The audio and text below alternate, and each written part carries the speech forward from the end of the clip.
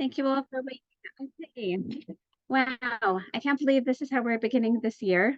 And I see Melissa, who I want to thank from the very beginning for organizing all this. And so wonderful to provide this chizuk. And yes, Melissa, wonderful to see you with your granddaughter in arms.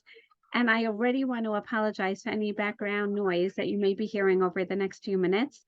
And Melissa will hopefully let me know if it's too much. Ellen is on as well. Ellen, so wonderful to see you. And Rashi, now that I know the context of where you're sitting, this is even more wonderful. And Sherry and Atara and Myrna, this is really, I have to say, very uplifting just to see everyone here. Amanda and Lani, beautiful. And Yael and Judy, hello. She is not Shimmy, she's Judy. And Julie and Marilyn, Helen, Diana, Julie, Serena, Ruchama, Mimi, Helena, Esty, and Rivka and Shelley, beautiful. So without further ado, we're going to get started. And firstly, to begin with a little bit of chizuk during these very challenging times, even trying to log on this morning, I was receiving all these pop-ups of Hezbollah and the evacuation of further settlements, and thinking to myself, and then all of a sudden, one little pop-up came, איך אפשר להיפטר מחבלי Mashiach? How do we somehow extricate ourselves from the challenging times that lead up to Mashiach?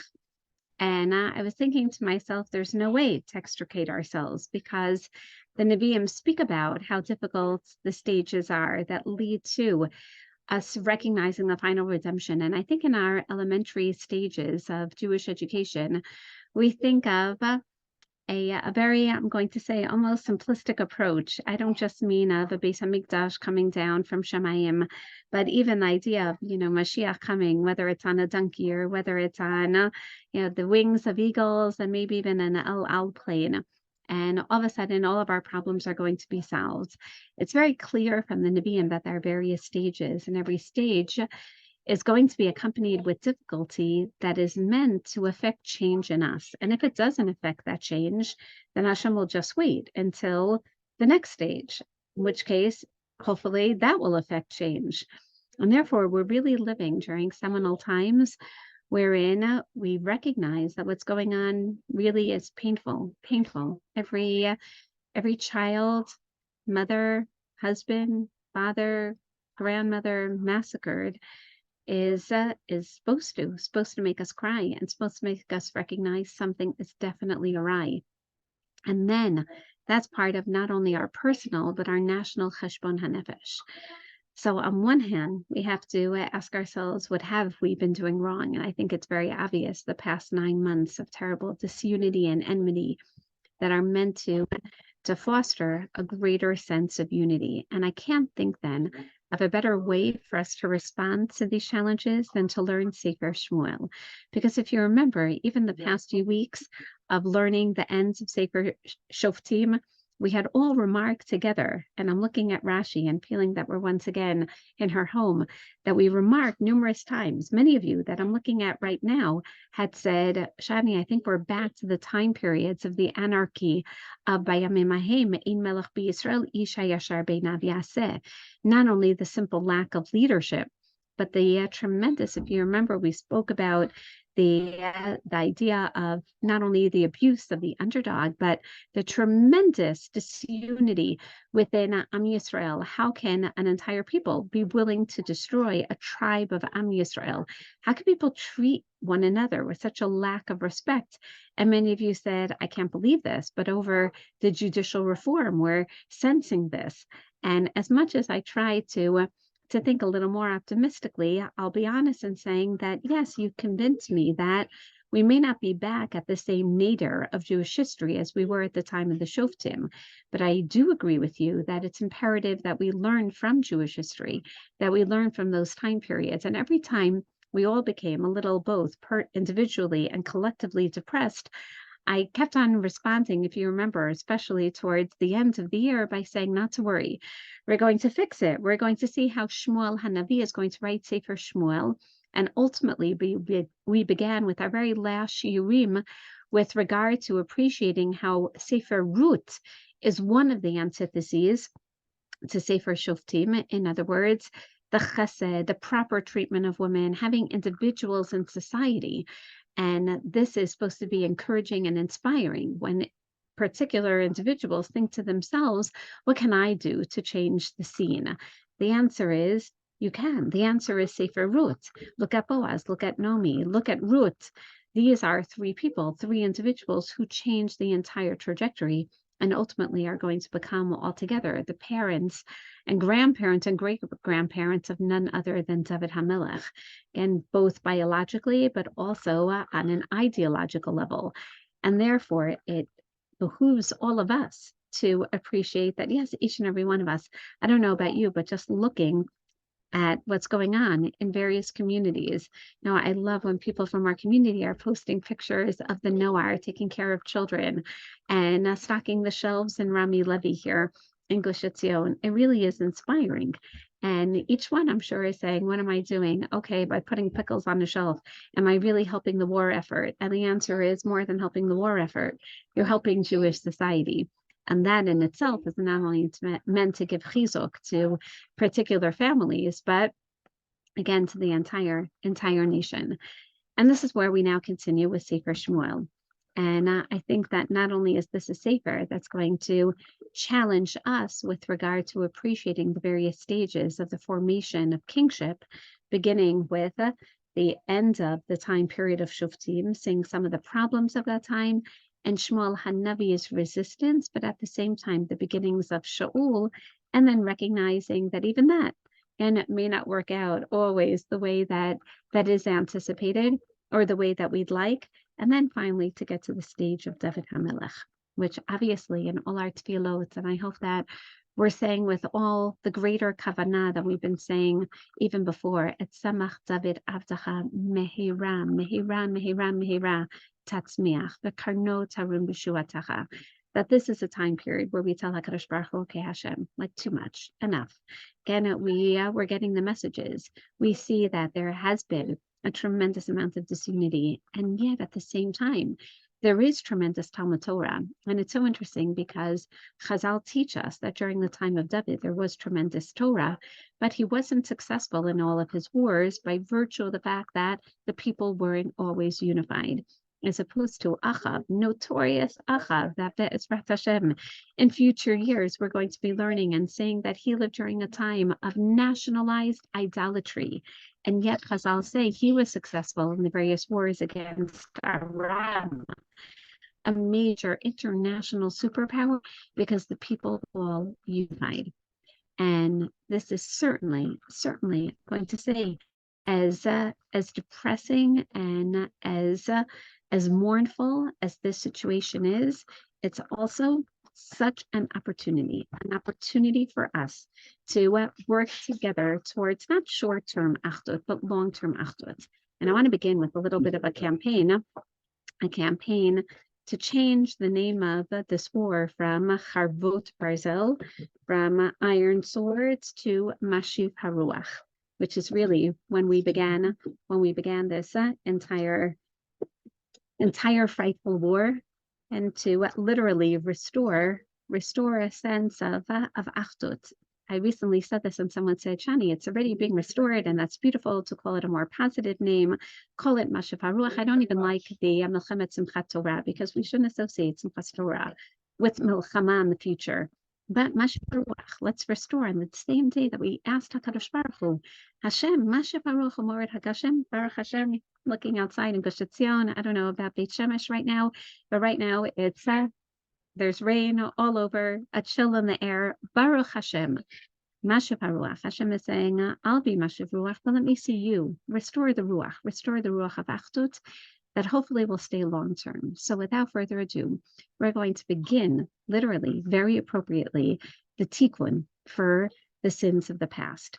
Not only learning Sefer Shmuel and appreciating how Shmuel Hanavi, one of the greatest prophets, who literally is responsible for the beginnings of a tremendous religious metamorphosis in Am Yisrael, for us to glean from that, particularly now, and learn together how we can also fix the past and create a fabulous trajectory for the future. I'm just going to share On a very optimistic note, I currently have 2 sons and a son-in-law, all down south. 2 that just told us last night that they're probably going into Gaza, Mamash invading Gaza in the next few days. One in a Nachal combat unit, the other in Sanchanim combat unit.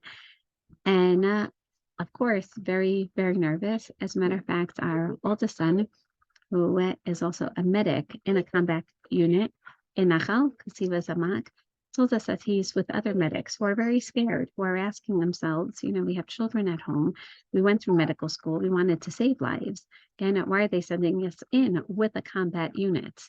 And my son said he feels like a little bit of a Kohen Mashuach Milchama, trying to inspire. And yet at the same time, he called us last night. And he said, it is a little scary. It is. You have children at home and to go into combat. But he feels that this is his shlichut, that this is his avodat Hashem right now. And I said, Ashi, yes, it really is. And it is scary. And it's okay to recognize that it's scary, but to recognize that we're part of a generation that really has this opportunity of, as I thought about the Musaf davening, again, this is בחודש, יהי החודש הזה כנבואת אביך זה, וישמע בבית זה כל ששון לכל שמחה. Now, this is the month where Rachel is mevaka al baneha, Yud Aleph Cheshvan. This is the time period. It's no question. I told him, when you go in, do us all a favor. Look for really good Gush Katif real estate. And because, once again, this is going to be the place and the time that we have an opportunity for beautiful tikkun. So without further ado, let's begin or re-begin. Sefer Can you hear me, Shani? Yes. Hello, Ellen. Yes. Tomorrow we read Yeshayahu. That's right. That we will get it says we will save the soldiers who were abducted. It's 66, 1-24 tomorrow. Tonight, Rosh Chodesh. Rosh Chodesh. It's so beautiful. That's the right. Timing. 100%. Okay, I'm hanging up. I'm closer. No, Ellen, you're 100% right. And Latchil Mibreshit, and to distinguish between Tov and Ra and getting back to Gan Eden, not even a question. Not a question. Now, we already began both during the month of Elul, and certainly already seeing a little bit last year, and even a year before that, the beginnings of Tikkun of Sefer Shmuel, not only from a judicial perspective or a religious perspective, but how Shmuel is going to employ literary techniques in order to show us how this is, in fact, the antithesis to Sefer Shoftim. So without further ado, let's open up together Sefer Shmuel. Again, I don't know if Melissa wants to put the psukim on, and I apologize. I was trying to load my own sources, and my computer kept saying that there is a corruption in my file, so I'm a little nervous, but that's why I am not sharing with you. Eze Yofi, Melissa, thank you. So I'm not necessarily sharing with you the the source sheets, but next week I'll see what's corrupt about the file and send you the source sheets with the proper parshanim. We're going to get started now, and we're going to see, and I will upload also certain ones, but we're going to start with the psukim themselves. Vahi ish achad min haramatayim tzofim mehar Ephraim, ushmo Elkanah ben Yocham ben Elihu ben Tochu ben Suf Ephratim. So we're going to get started. This time learning this a little bit more biyun. If you remember from some of our shiurim in the past, we've seen how Shmuel begins the Sefer in a very similar vein as he began the stories, for example, of Pesel Micha, Vahi Ish Achad Mehar Ephraim. And we're thinking, oh no, here we have once again a wandering Levi. This is a Levi, who is coming from Har Ephraim. Do you remember our previous Levi from Har Ephraim who abducted a woman? Do you remember that? Again, the Pilagesh, and we're all thinking, oh no, not again. And each one of those stories was, in fact, a wandering Levi. And this Levi is also, we're going to see, he's wandering. And we discussed that the reason why we have wandering Leviim is because they're not being supported. They're not being respected. And Chazal, in fact, tell us, yes, that's part of what's going on. There's a lack of education. And Elkanah himself is going to be trying, like the Pied Piper, to re-educate his entire generation. Now, we also saw this entire parak in context. So for all those who are thinking, Shani, we did this already. Again, we learned this parak. We learned Milat Chana. We learned how this is a tikkun for the neder of Yiftach. This time, what we're going to do is really appreciate every single pasuk. And we're learning this much more bi'iyun and come almost without preconceived notions, but instead with those negative sentiments with which Sefer Shoftim ended. Just to remind you, not only in Melech B'Yisrael, Isha Yishar Beinav Yaseh, but if you remember the very end of Sefer Shoftim, everyone going back, Isha Gen Le Nachalato. And we were wondering, wait a second, and the Nachalot, everyone's all over the place. The people from Dan, the tribe of Dan, they're not where they belong. No one, in fact, is where they belong during this time. But now we have an Ish Echad, who, by the way, not only reminds us of the story of Micha, but if you also look back in Sefer Shoftim, you'll see that this is how the story in Perek Yud Gimel, the story of Shimshon, begins as well. Gena, certainly, as we said, Gena Pesel Micha. And yet, in many times where we have this terminology of Ushmo, which tells us that there is an important person who's about to be introduced, and we also have the idea that Elkanah, even his name, and we're going to pay attention to plays on names as well. Elkanah, literally like Cain, again, God has purchased. He has definitely a positive name.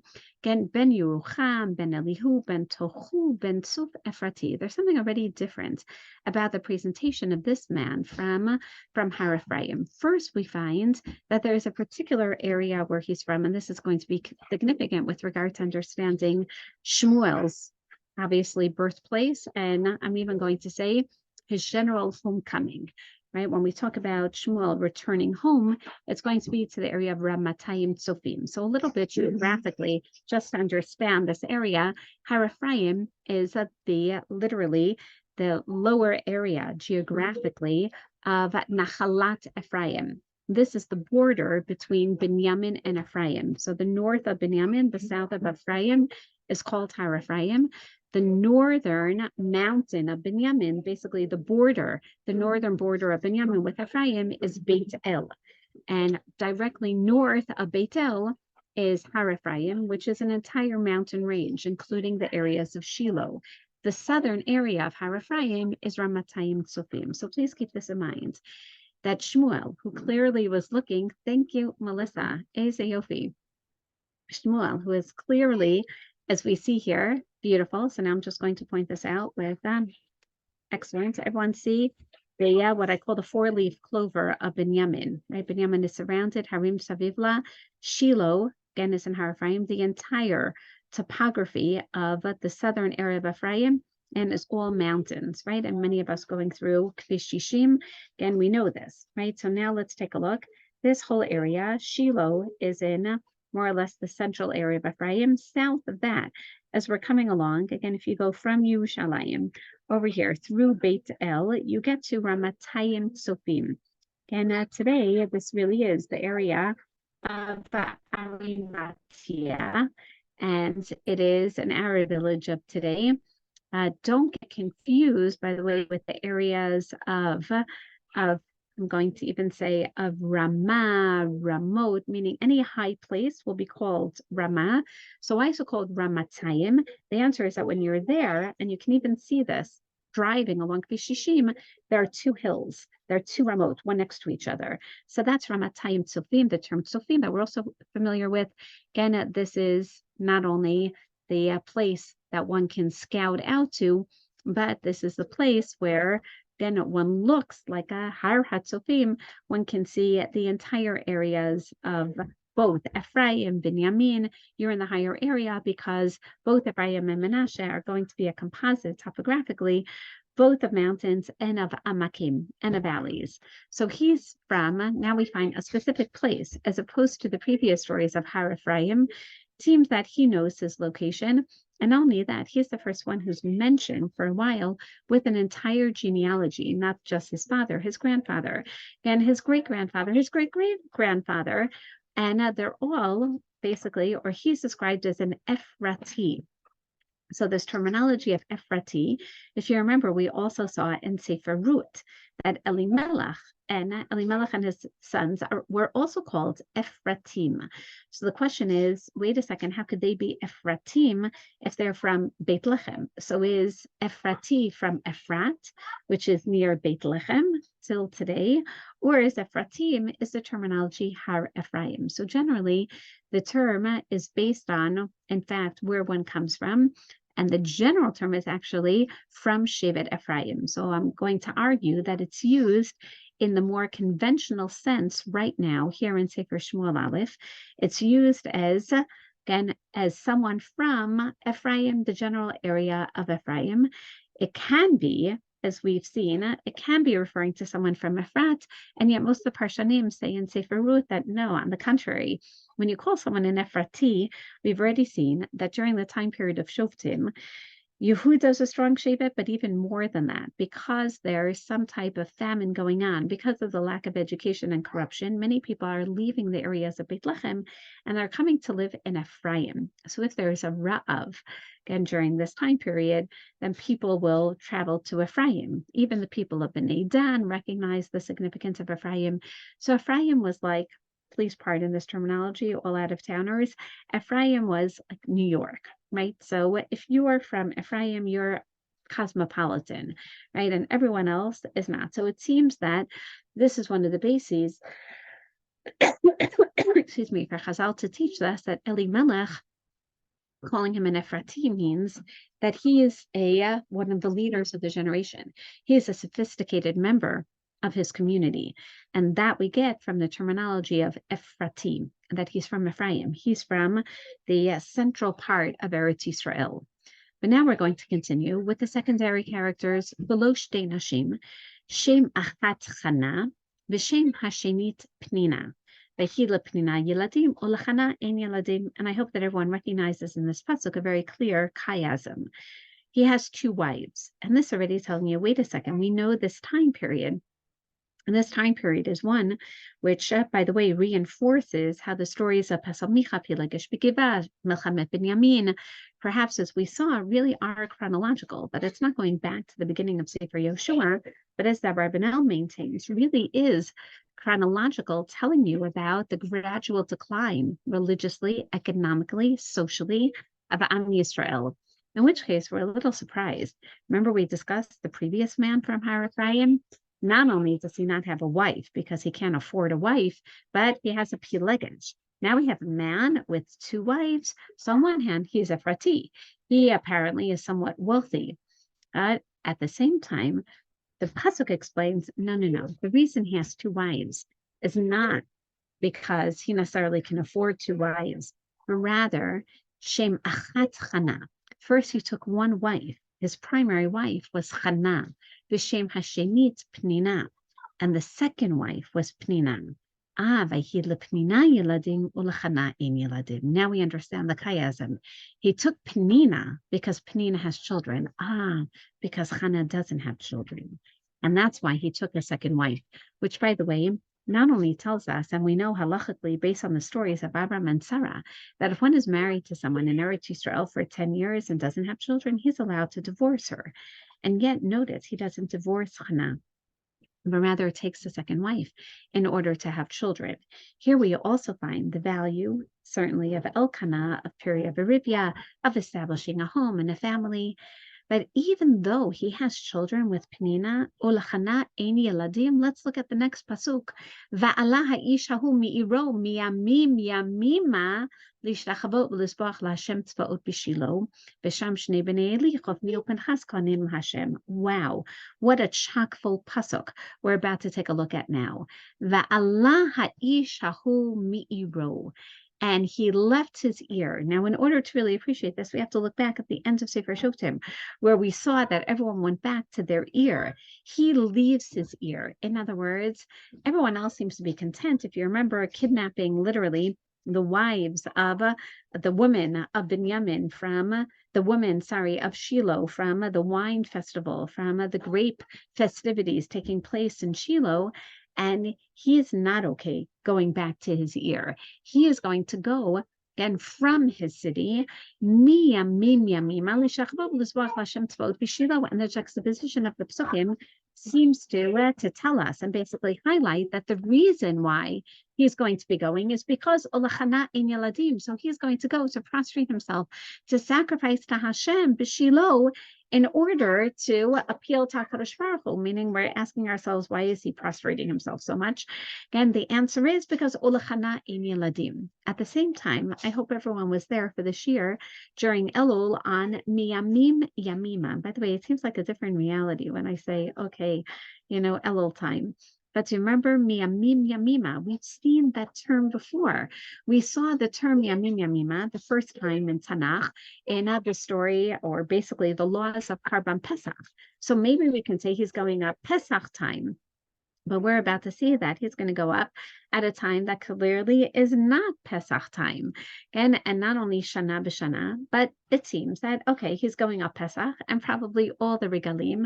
But wait a second, that term Miyamim Yamima was also used, if you remember, speaking about the 4 days that the women would cry for Bat Yiftach. And now we saw, okay, for random days of the year, that were on a regular Yamim Yamima on an annual basis. And then we saw, wait a second, we've also seen this terminology, Miyamim Yamima, in speaking about the women who go out to dance in the fields, in the vineyards of Shiloh, Miyamim Yamima. And now we understand. He went up, yes, Pesach time, which seems to also connote, he went up for the Shalosh Regalim, but he also went up during an ancient festivity. If you remember that year, he would go up when all the young women would go up, which were the time of the festivities of the grapes, which now, as you know, anyone going up during this time period, let's just call it Tu B'Av, because that's when it is, now also has these memories, perhaps even horrific memories of women being taken by the people, by the men of Binyamin. So he's not just going to go up these 3 times, he's going to go up this 4th time, giving us a sense that he really is trying to fix things. He's trying to fix families. He's trying to fix women being abducted. He's trying to fix the fact that people aren't keeping the Shalosh Regalim. He's coming up 4 times a year, Miyamim Yamima. He's coming up to fix those 4 times that women would also cry over Bat Yiftach, who didn't manage to raise a family by virtue of the fact that her father sacrificed her, that there is child sacrifice going on. And what is he going to do these 4 times? He basically is showing everyone these are the 4 times that you should be going to Shiloh, not for wine festivities and not for crying for over a girl, but lishtachavot v'lizvach laHashem tzvaot b'Shiloh. V'sham shnei b'nei Eli, and that's where there are the 2 sons of Eli, Chofni uPinchas kohanim laHashem. Now this is a little interesting. Why is it that the Navi juxtaposes Sham shnei b'nei Eli in one pasuk where he is focusing on Elkanah's actions? Why is he also telling us about b'nei Eli? And we're already familiar enough with Shmuel Hanavi's literary, I'm going to say, artistic and figurative terminology, but also his various creativity. He's already telling us that there are other characters that are involved over here. And he's also giving us a complete view of what's going on. Namely, that Elkanah is trying to fix the problems of Miyamim Yamima in Shiloh. And you're supposed to be thinking to yourself, well, he's fixing the problems of Shiloh. Why is Elkanah doing that? What should we all be thinking? Who should be fixing the problems of the Mishkan? The Kohen, the Kohanim that are there. Yes, Sham Shnei B'nei Eli, Chafni uPinchas kohanim laHashem. Oh, don't worry, there are Kohanim. You're wondering, wait a second, something is awry. But for here, we also have a beautiful presentation of who the primary characters are going to be. If we have Elkanah and his 2 wives, Chana and Pnina, then now we have Eli and his 2 sons, Chofni uPinchas. And I've mentioned this various times, but I hope that everyone appreciates the play on names and on words, right? Everyone just look at these names. And by the way, we haven't met a Chana before, and we haven't met a Pnina before. Just like, again, but we have met a Pinchas before, and we've seen Pinchas throughout Sefer Shoftim, so we have high hopes for a Pinchas. True that we haven't necessarily seen a Chafni before, but isn't this interesting? Look at these very interesting names. Pnina, right? It's based on Peinun, Pan. right? Literally a face or a facet. Again, Chana, which is based on the word chen. Now we have, again, interestingly, Chofni and Pinchas, exactly the same letters. How often does that happen? That our secondary characters are basically Tweedledum and Tweedledee, and then Tweedledee and Tweedledum, right? Exactly the same words, right? Chay and pet, and pay and nun and chet. Wow, chay, pay, nun chet. In other words, there's Pnina and Chana, the chen and the pan in Chafni, and Penun, and what do you know? Chet nun, also in Pinchas. So we're supposed to basically appreciate that Chafni and Pinchas are almost plays on these secondary characters of Chana and Pnina, and they are Kohanim LaHashem, giving us the impression that, wait a second, when you look at Chafni and Pinchas and Chana and Pnina, recognize that they all have similar roles. In other words, what is their relationship going to be, not only to Eli and Elkanah, respectively, but as Kohanim. Now, what's interesting is that the term Chofni, Chaf, it comes from, on one hand, right, the term of Rivena Chofni, Gena Chay Penun, right? Lachafen of exposure, right? And Pinchas, Penun Chet, Panach, Lefaneach, right? Which is also to a certain degree to expose, to solve, meaning we have high hopes for these children, Chofni and Pinchas. So just get ready, because we're already familiar with one of Shmuel's literary techniques, which is to present certain characters almost with, again, great anticipations, not just Elkanah here, but Chafni and Pinchas, and even Chana and Pnina. And we're going to see then he always has a little bit of a twist, a little bit of dramatic irony. Sure enough.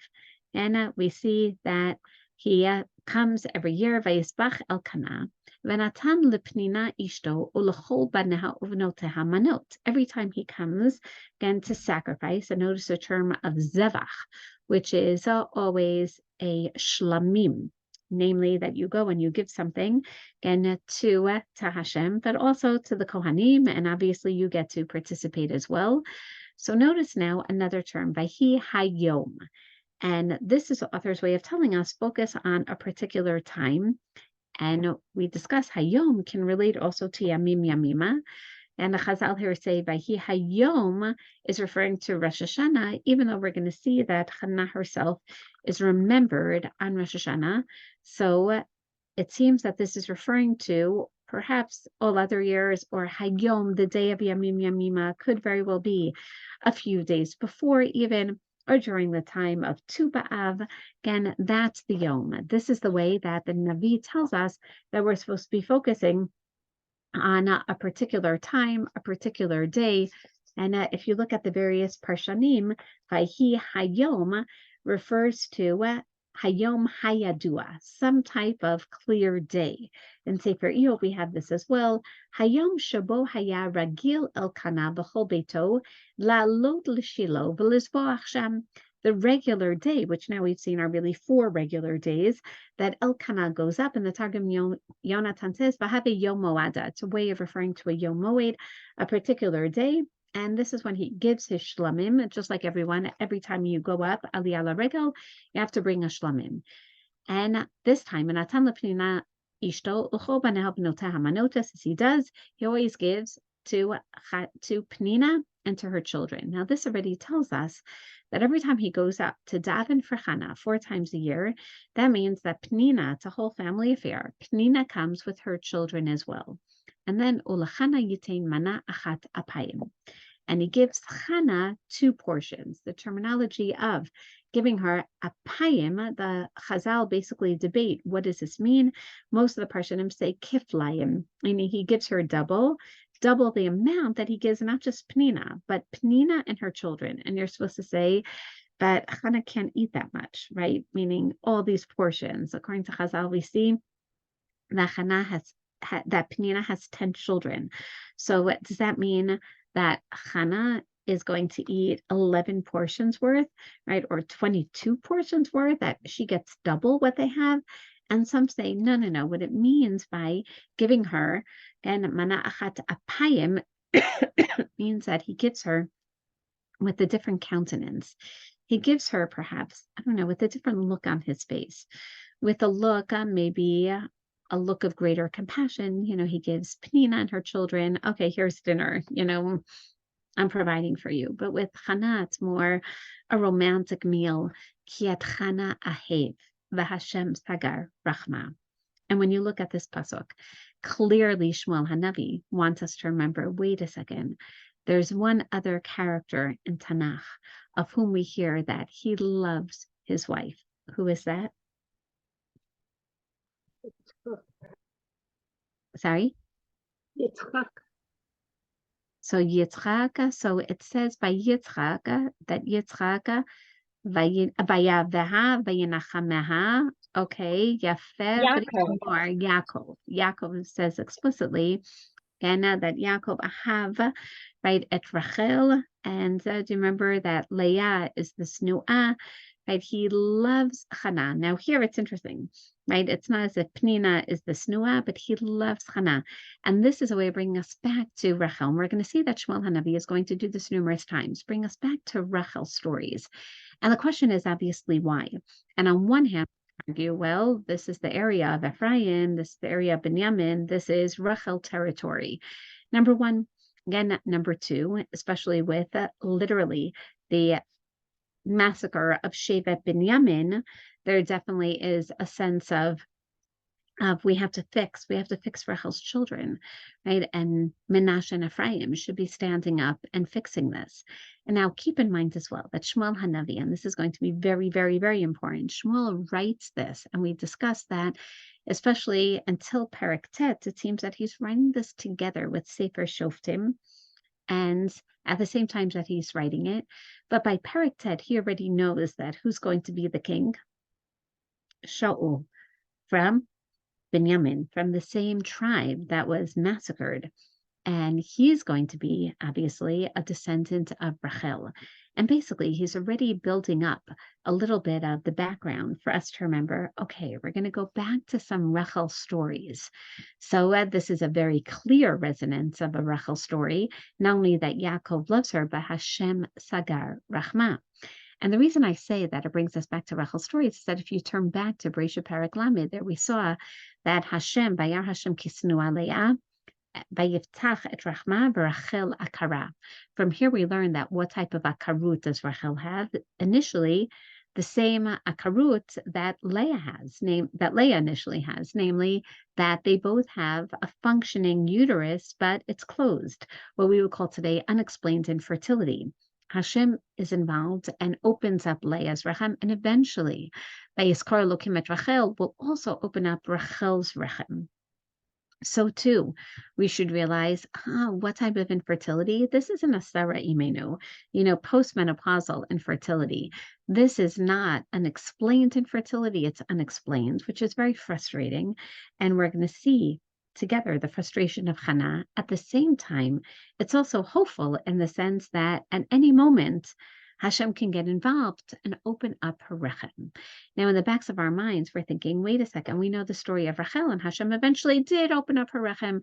So this is the Navi's way of saying, okay, don't worry, there is going to be a story here as well. But can we go back for a minute to remember the stages of Rachel Imenu? And I want to remember, we hear that, okay, Hashem Sagar Rachma, what's Rachel Imenu's first reaction? Her first reaction is, do you remember that? She sees that she hasn't given children to Yaakov, so she demands children of Yaakov. That was reaction number one. Reaction number two is then she gives her maidservant, Bilhah, and says, Ibanem mimena, not even like Sarah, Ulai, Ibanem mimena, but no, I'm going to raise her children, right, as basically a surrogate mother.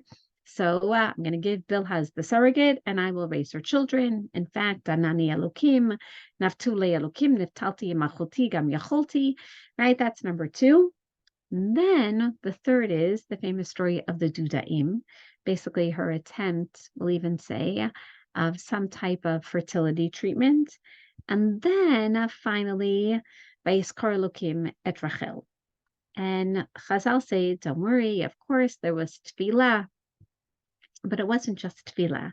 That we see by Rachel that she's trying all different alternative approaches, recognizing that, okay, I'm going to demand of Yaakov, or I'm going to try all different, what we'll call even natural means.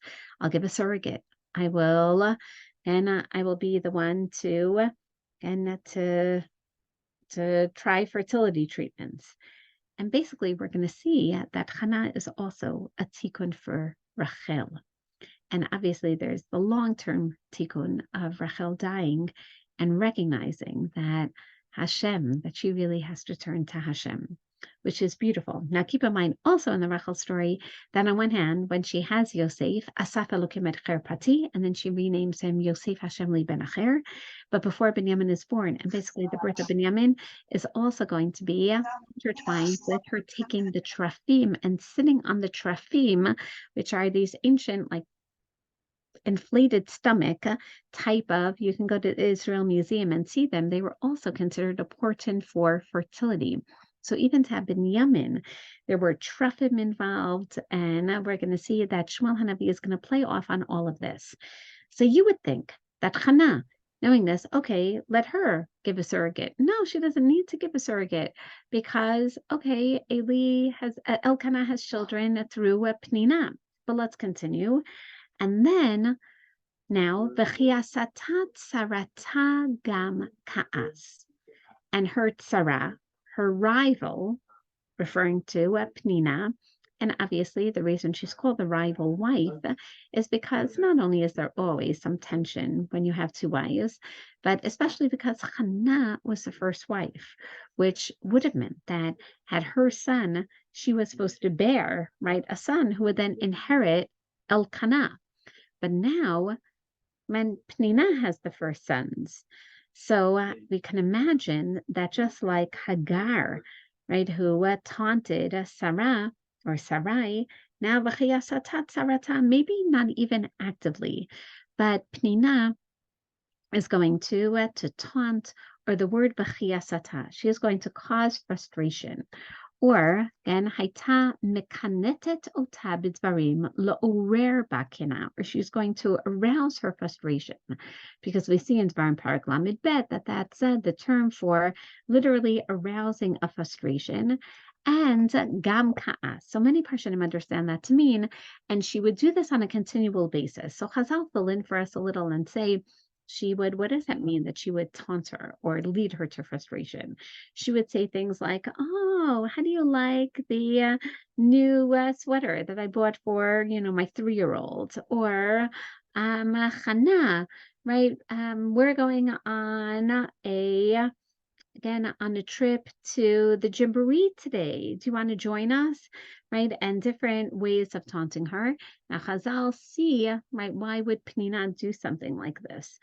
And Chazal say, well, she must have been doing it letovat Chana, to taunt Chana so that she would daven all the more. Literally, to frustrate her so that she would daven.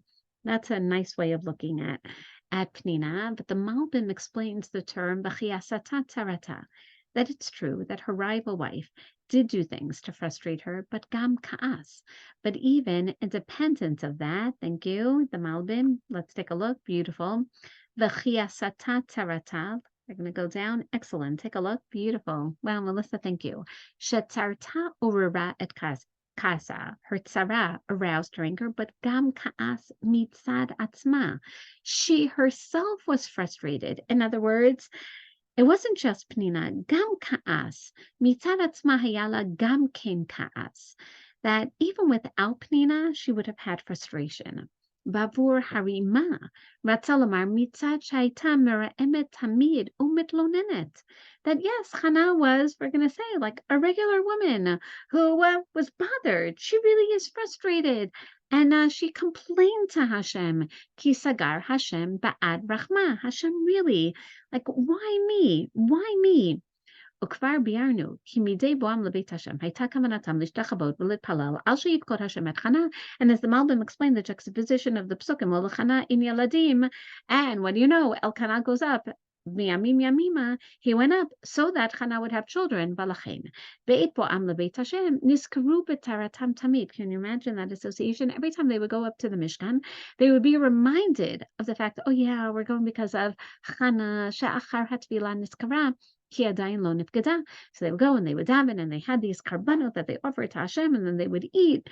And I can imagine, really, can we just be Dan Penina Lekavschut for a minute? Penina would go up with her 10 kids. And every year, I can imagine this 4 times a year, right? Her children would ask, Ima, really, why do we have to leave our house? I know my kids, especially when they were young, and we would go to yeshiva for Rosh Hashanah, for Yom Kippur, for Simchas Torah, and then, we would go to even now, and when we go to hotels for Pesach, the kids are like, why can't we just stay home? Why do we have to go? Why do we have to pack and repack? And why can't we just be home and with our friends? I can imagine Penina's children would ask this, right? And what would she have to tell them each time? No, Kinderlach, we're going because Doda Hannah doesn't have children yet. And you can imagine, I'm sure Hannah knew this. And think about how does that make her feel? Yeah, everyone's doing this. I'm inconveniencing everyone just for me, just to have children. And then they would be there and they would be kvetchy and sometimes it would be rainy and it would be cold. And I'm like, yes, yes. And I can hear, Penina reciting or muttering under her breath.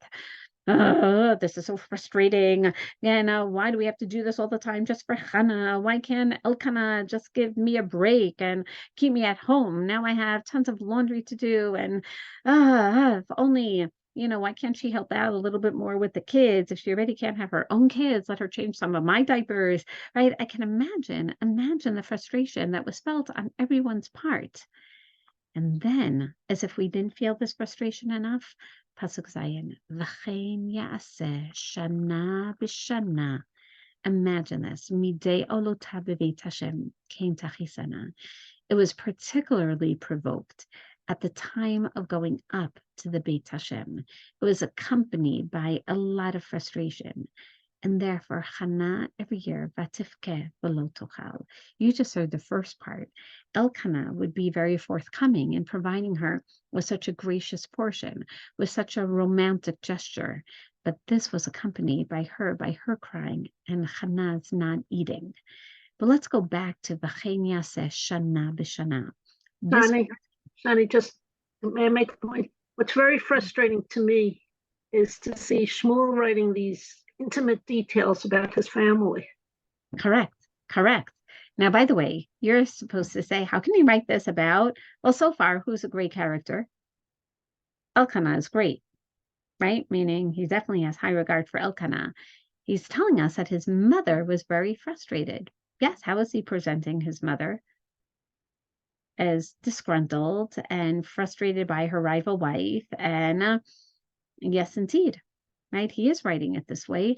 And I think that it is significant that we be familiar with how he's looking at his mother as a secondary character who's very frustrated with the status quo, right? Everyone's saying now this is going to be a very important technique as well. And that is focusing on individual characters, especially a Navi. And this, I think, is the first year ever that I started a year without putting a Sefer in its context, because I feel that we've all been learning together for a while and recognizing the differences already between Torah, the word of God, Nevi'im, the words of the processing of the Navi and Ketuvim. And therefore, again, when we look at the words of a Navi, we have to realize that these are religious messages that he's telling us. Now, what is the difference between Nevi'im Rishonim and Nevi'im Achronim? Well, really, there isn't a difference. If you look at Nevi'im Rishonim, those are really all the Nevi'im who lived through the time of the Chorban Bayit Rishon, according to Chazal. Nevi'im Achronim are just Chagai, Zachariah, Malachi. But since the printing press, we basically have the difference of genre between Yoshua, Shoftim, Shmuel, and Malachim, which are more historiographical writings of Nevi'im versus their speeches that were collected in Yeshayahu, Yirmiyahu, Yechezkel, and Shrei Asar. Now, what this means is Shmuel isn't just telling us a story, he's telling us a religious commentary based on religious ideas that he communicates with God with regard to. Now, he can decide how to relay these messages, and he's going to relay these religious messages through focusing on individuals.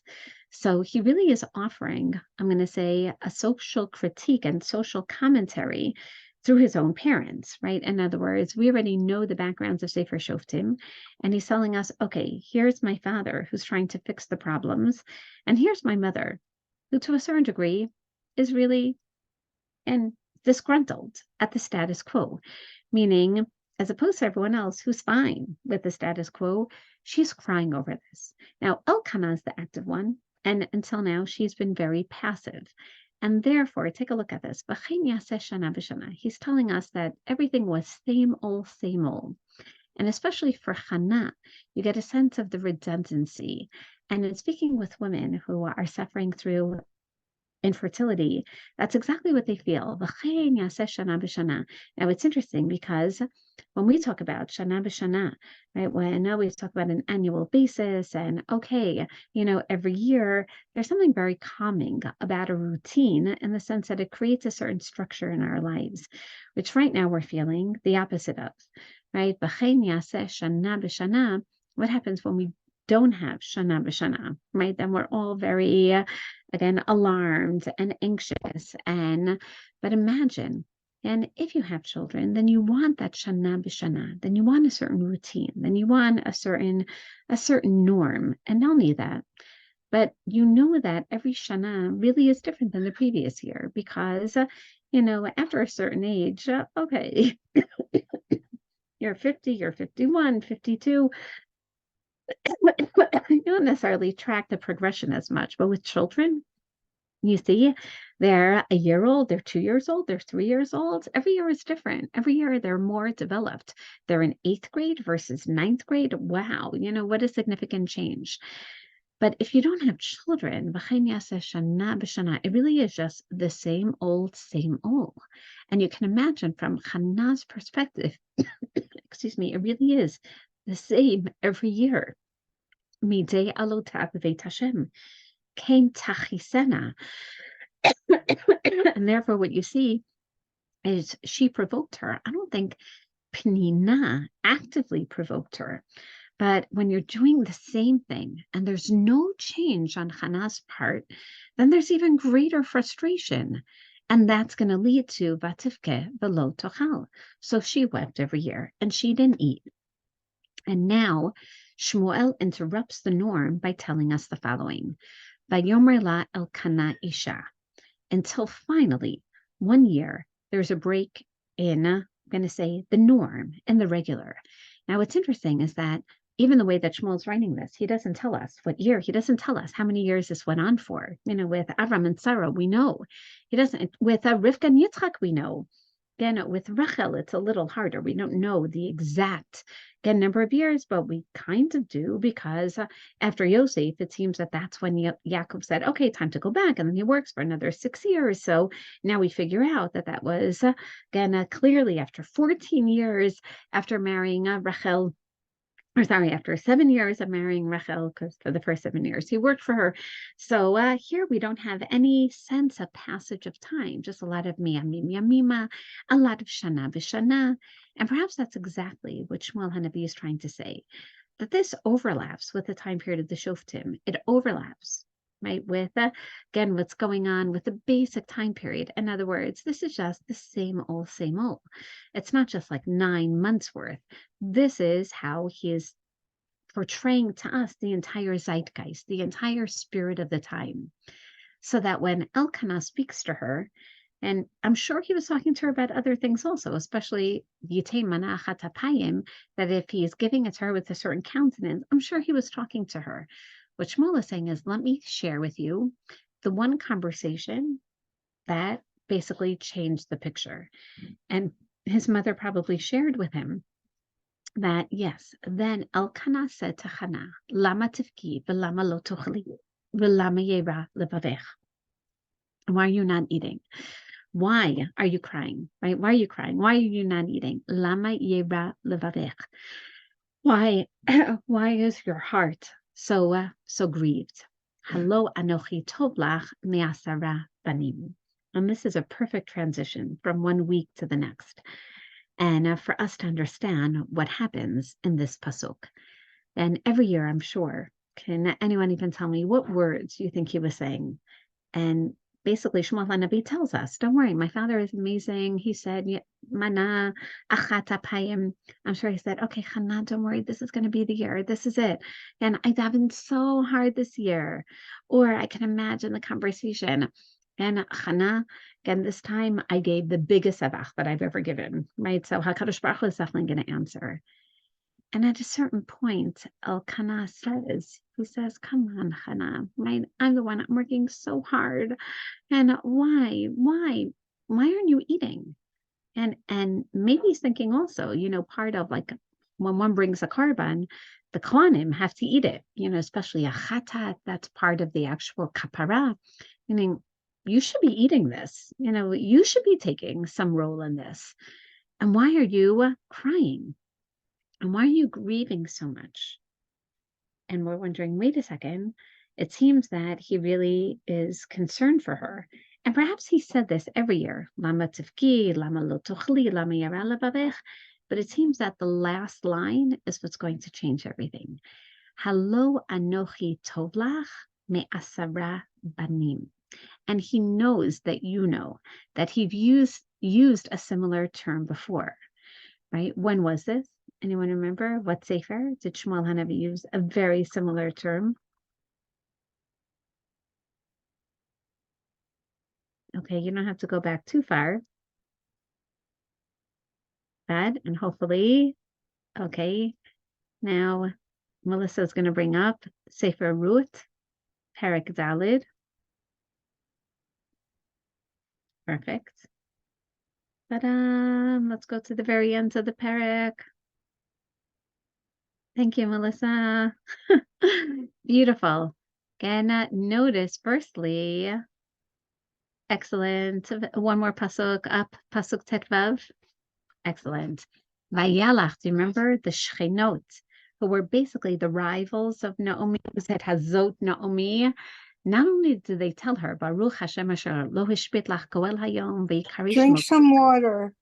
Yes. Very soon. It seems that it's passed. Don't not Thank you. do drink. I will. Thank you. Notice that the first thing they say is, wow, Hashem gave you a goel. But then they go one step further. Pasuk tetvav. Vayalach lemishiv nefesh. That this child has basically been the completion of your tshuva. He's restored you. Again, he basically has not only provided you a redeemer, but revived your life. And now you have someone who's going to take care of you as you continue to get older. Because it's not only your daughter-in-law, but it's your daughter-in-law, asher avatech, who loves you. Right? Notice this. It's your daughter-in-law who loves you. Like, oh my gosh, this daughter-in-law who sacrificed her entire past and entire future for you, she clearly loves you. Yeladeto, asher hi tovalach mishiva banim. She who loves you is even greater than 7 sons. Right? So notice that it's not that the child is like 7 sons. But what makes this child so great is that he should revive life and support you because your daughter-in-law who loves you, who's greater than 7 sons, meaning she's done more for you as a daughter-in-law than 7 sons would do. And she gave you this child. And that's when Nomi feels comfortable and confident enough. That's when Nomi realizes, wow, my daughter-in-law really is not just like a daughter, but she's like 7 sons because she loves me so much, because of how much she's willing to sacrifice herself for me. So now let's go back to the previous pasuk. And now we understand this so much more, that basically what has happened, and the same exact terminology that we see that when Elkanah says, Halo anochi tovlach me'asara banim, and this is one of the bases for Chazal to say that Nina has 10 sons, and Chana basically, and Elkanah, tells Chana, wait a second, you don't need those 10 sons. Just like the neighbors were telling Naomi that Ruth is greater than 7 sons, then he says, I'm greater than 10 sons, meaning I'm your husband and I'm greater than 10 sons with regard to, now we have to understand the context, with regard to, I love you so much. I'm sacrificing so much for you, Hannah. Don't you see how much? And that's what we have to understand, because Hannah knows what Elkanah is referring to. He's saying, I'm giving up. I'm like Ruth is to Naomi, I'm to you. I'm willing to do everything for you. But wait a second. What is he not doing for her? So one can argue he's not providing her a child. But this is also a wake-up call for Hannah. Once Elkanah says this, then Hannah understands something that she didn't understand before. So I'm sure many of you heard of more or less the classical approach that Elkanah is saying, okay, Hannah, why not just be content with the status quo?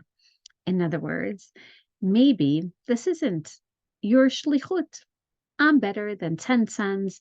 Take me and our love more than the hope of having a child, meaning until this point, Elkanah was also hopeful, and to a certain degree, he's giving up hope. And Hannah could also resolve herself to this hopelessness. One can argue he's being a little more encouraging and saying, Ani tovlach, meaning I love you more than 10 sons. In other words, we have something greater than the relationship between a mother and a child. There's so much love. And we can think about Abram and Sarah. We can be an amazing Chabad couple and go around and inspire people, Hannah. And to a certain degree, there's nothing wrong with what he's saying in the sense of resolving himself to the status quo. One can do that. And I'm sure there are many people literally today resolving themselves to the status quo. It's a time of war. We can't do much. Again, we have to resolve ourselves. And I think it goes beyond that. What Elkanah is basically saying is, and Hannah, my love for you really is greater than 10 sons, just like the Shchinot were saying, the daughters were saying, wow. And Ruth, this is a son who's restored life, because Ruth, your daughter-in-law, she bore him, and she's greater than 7 sons. She's greater than 7 sons. In other words, even the sons that you had didn't necessarily, and she, as far as we know, only had 2 sons. It's interesting, she's greater than 7 sons. Now, part of the reason why Shmuel Hanavi writes that is because we're going to see 7 sons coming up later. And obviously, David HaMelech. So there's an allusion in Sefer Ruth already to David HaMelech. This is the woman who basically loves you so much, and she's going to bear you not just 1 son, but 7 sons that ultimately are going to come from her. But there's even more now. When Elkanah says, Halo anochi tovlach masa rabbanim, he means my love for you really is greater than the 10 sons, either that Penina has, or that even 10, a complete number that 10 would have. And I love you even more, meaning why can't my relationship be with you like Ruth is to Naomi? Again, all the levels of sacrifice. And can't you, like Naomi, be content with that? And maybe then, even though Naomi doesn't have any biological children, what did she do? She then took Ruth's child and raised her. Maybe he's saying, maybe you can help out more with Penina's children. Maybe you can take one of those children and, help as well and be like an omenet to them. And you can imagine how that would definitely, frustrate her. But I think there's even more. I believe that he's encouraging her and saying, just like with Ruth, that in the end, Ruth loved Naomi so much that she was willing to sacrifice her past and her future by getting up and doing everything. But in the end, it was Ruth who bore that child. Perhaps what Elkanah is saying is, I love you like Ruth, but ultimately, I can't bear that child. In other words, maybe he's saying, I've done a lot, but now it's your turn to be the Ruth. It's your turn to get up. And we've seen that Ruth does things that really men should be doing, but there aren't any men in her life. So she's the one who basically proposes marriage. She's the one who goes to collect the food in the field. And in a similar vein, Elkanah is doing everything like Boaz in his power that he can do. And maybe he's saying, okay, can you please remember the root story and maybe be inspired by that? And we're going to see that that's exactly how Shmuel writes the story. Because let's go back to the beginning of the root story, where there was a man, Elimelech. And when he was also from Har Ephraim, and he was also an Ephrati. And basically, the exposition of both stories is almost identical in the sense that we have a breakdown of a family. We have a husband-wife, breakdown. And now, how is there going to be a response? Just like after the death of her husband and her sons and leaving her homeland, what does Naomi do? Vatakom Naomi. And later on in Ruth, Vatakom Ruth. So now, whether it's because Elkanah is encouraging her, or whether she realizes on her own that, wait a second, Elkanah really is content with the status quo, similarly, Vatakom Chana. And just as Naomi and Ruth in the end are going to change the trajectory, not just of the story, but of Jewish history, the same with Hannah. And therefore, for all those who said, wait a second, Shmuel HaNavi does not begin with a very positive approach towards his mother, again, towards his father, yes, but not towards his mother. She's a disgruntled, frustrated. Again, take a look at this. But now she changes. He basically is saying, my mother is a microcosm of this whole generation. She's also a kara. She's also frustrated. Nothing is coming forth. Can you imagine that sense? Nothing is changing. Same old, same old, same old. And then she's going to do something to change. And what is it that's going to change the trajectory? It's going to be tefillah. And I can't think of a better way in today's class. And as I hear my crying granddaughter in the background, and then tefillah. Then to basically say, okay, that's what changes trajectories. Right after this year, everyone should go say another Kapitel Tehillim. If you haven't davened Musaf Rosh Chodesh yet, to daven Musaf Rosh Chodesh. And that, yes, what Shmuel HaNavi is saying is, let's leave all those other forms behind. We're leaving Trufin behind. We're Excuse leaving me, Shani. Banot Shani, behind. Yes? I have to interrupt you. Not I don't believe it's raining. Well, because it's raining, I so believe. Beautiful, beautiful, Ellen. And yes, indeed, that Hannah teaches us, and Shmuel is really teaching us. It's not even about Karbanot. It's not about the Mishkan. It's about Tefillah. So I want to wish everyone a Shavua Tov and a Chodesh Tov of Tefillot that will change the status quo to Ezrat Hashem.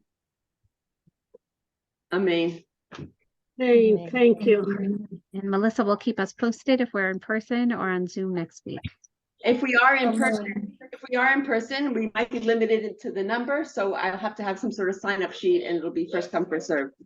But I'll send out messages. Not to worry. That's Hashem. Thank you. Thank you. Thank you. Don't worry, not about that.